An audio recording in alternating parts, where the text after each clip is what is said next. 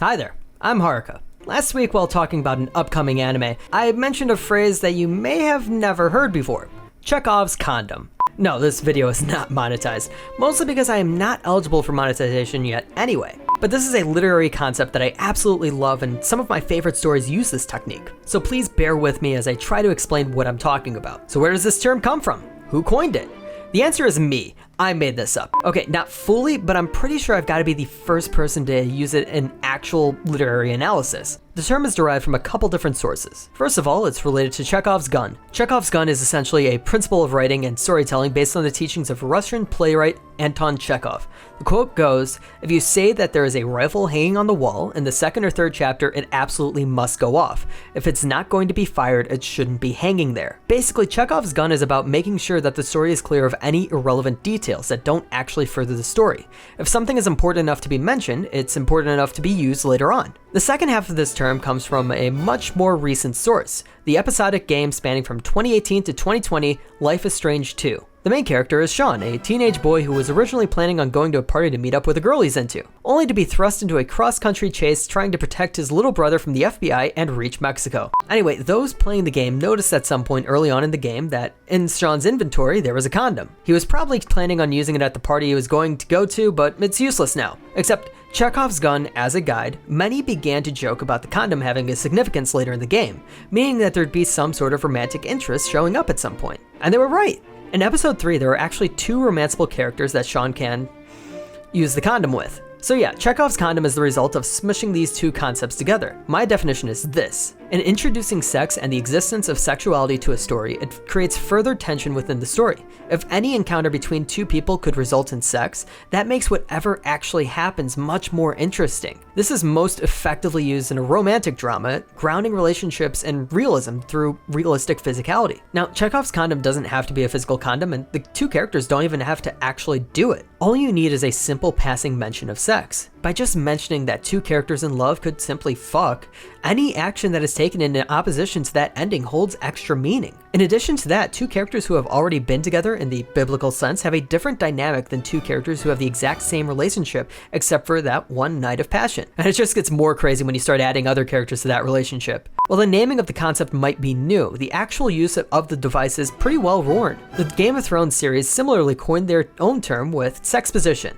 The producers came up with the idea when they realized that there were too many long expositional monologues that needed to happen, so they decided to just maintain the viewer's attention by having something sexual happen on screen. But beyond sexposition, Chekhov's Condom was used throughout the tangled web of relationships in the show. When you introduce a love triangle in which essentially everyone is fucking each other, it makes relationships much more clear when certain characters aren't fucking certain other characters. Next, I want to mention the classic shoujo manga, Nana, which has its own special relationship with sexuality. To sum up, there are 2 girls, both named Nana, who live together. One is essentially a normal preppy girl nicknamed Hachi. The Nana who gave Hachi her nickname is Nana Osaki, a punk rock girl who I absolutely love, but that's not important right now. Almost from the beginning, Hachi talks about losing her virginity to a man whose real name she never knew, even though she said she loved him. And as the story goes on, we see her trying to find herself in various relationships, and an emphasis is placed on how she feels making love to them, because she feels like she's fallen in love with them, only to realize that maybe she's just empty inside. On the other hand, Osaki is pretty damn monogamous despite being a punk rocker with a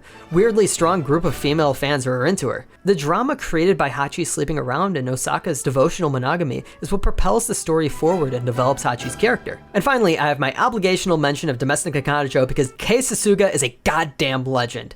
The manga and anime straight up start right after Natsuo loses his virginity together with Marui, and this sets the tone for the entire series since they've already done it once without feeling. The relationship as step-siblings is permanently disjointed due to their prior interaction, making it much more interesting to watch. And by actually giving these characters realistic sex drives, every dumb decision is justified with a realistic motive, no matter how dumb or destructive that action is. Miyabi decides to follow someone's advice and attempts to seduce Natsuo? That's fair play, and even more fair for Natsuo to remain loyal to Rui. As for the lack of sex-creating tension, Natsuo, while on break from any relationship, lives with a former supermodel, even offers to, go at it with him. So obviously this isn't something widely used. Talking about sex is frowned upon in polite company. Or at least there's a whole conversation about how America and the West still views sex with the religious and puritanical lens that says that sex is something to be done behind closed doors and never discussed outside the context of marriage. There's also the idea that animation is for children, so you can't talk about sex in front of children. And even further, there's a lot of writers who insist that a good writer can find a way around talking about sex, and using sex in a story is just conceding that you can't do it.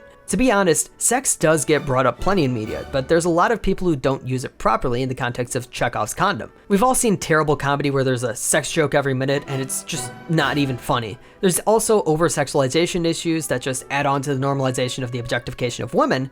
And then there's times where there's just an overuse of the concept to the point where the sex isn't facilitating the plot is facilitating the sex. At that point, that's not drama, that's just hentai. But when used correctly, Chekhovs Condom works so well. In most understandings of the concept of sexuality, sex is viewed as the consummation of romantic love. When a writer avoids the topic of sex in a romantic setting, it places a massive handicap on the story, forcing it to be almost childish. In fact, by removing sex drive from a character who should realistically have one, you're essentially just playing around with a bunch of Ken and Barbie dolls. You're removing a human function and sanitizing the story, removing it from reality. Simply put, Chekhovs Condom helps to ground a story in reality by showing something that isn't normally shown in fiction. Yeah, for many of us, we only experience sex through fiction, but that's not the point. The point is that there are many people who define themselves through their sexuality, who struggle with issues involving their sexuality, and who have relationships with others based on sexuality. In order to let those concepts exist and shape new and interesting character dynamics, you need to acknowledge sex. And drama in itself is about a lack. Chekhovs Condom introduces this new form of lack, leading to a new form of tension.